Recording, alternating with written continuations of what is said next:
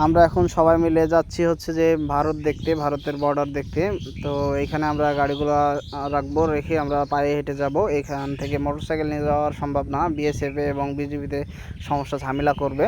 তো ওইদিকে গাড়ি নিয়ে যাওয়া নিষেধ, এই কারণে আমরা এখানে গাড়িগুলো রাখবো, রেখে চলে যাব। তো আপনারাও দেখুন আমরা কোথায় যাই এবং কি করি না করি। তারপরে ওইখানে গাড়ি রাখার সময় দেখলাম কাঁঠাল গাছে অনেকগুলা। তারপরে আমরা পায়ে হেঁটে আবার শুরু করলাম যাওয়া। তো মাঝখানে আবার দেখলাম যে একটা স্যালো মেশিনে পানি হচ্ছে, তো অনেক ভালো লাগলো, তাই একটু ভিডিও ক্লিপ নিয়ে নিলাম।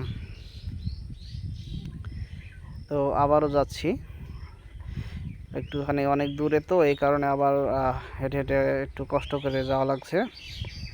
আমাদের গাংনী থেকে দুইজন বড় ভাই আসছিল যে বর্ডার দেখবে, এই কারণে আমরা তাদের দুজনকে নিয়ে আমরা তিনজন একসাথে আবার চলে আসলাম। তারপরে এই যে আমরা 139 নাম্বার 1 প্লারের কাছে এখানে থামলাম। তারপরে এই যে কাঁটাতারের ওপারে ইন্ডিয়ার বাড়িঘরগুলো দেখা যাচ্ছে, ওই যে বিল্ডিং, এটা কাঁটাতারের ওপারে। এখান থেকে আমরা জুম করে দেখছি অনেক দূর থেকে।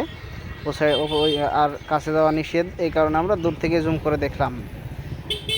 বাংলাদেশ ইন্ডিয়া একত্রে, কিন্তু শুধুমাত্র বর্ডারের কাঁটাতারের বেড়া মাঝখানে, ওপারে যাওয়া নিষেধ। তো ওইখান থেকে দেখে আমরা ফিরে আসলাম সবাই একসাথে।